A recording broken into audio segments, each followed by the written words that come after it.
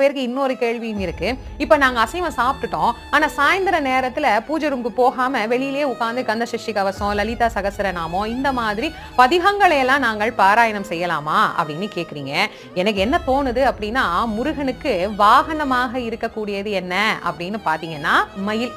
அதோட முருகனுக்கு ஆடு அப்படிங்கறதும் ஒரு வாகனமாக இருக்கு. முருகப்பெருமானுக்கு சேவல் தான் கொடியா இருக்கு. இது நமக்கே தெரியும். அந்த ஆட்டையும் கோழியும் சேவலையும் வயிற்றுக்குள்ள வச்சுக்கிட்டு கந்த சஷ்டி கவசத்தை வாயில சொன்னா என்ன பலன் கிடைக்கும் அப்படிங்கறத நான் சொல்ல வேண்டாம்னு நினைக்கிறேன். அப்போ நாம எதை தீர்மானம் பண்ணணும், எது வேணும் அப்படிங்கறத தீர்க்கமா முடிவு பண்ணுங்க. இப்போ தனிப்பட்ட முறையில ஒருத்தர் அசைவம் சாப்பிடுறாரு அப்படின்னா அவங்கள சாப்பிடக்கூடாது அப்படின்னு நான் சொல்லல.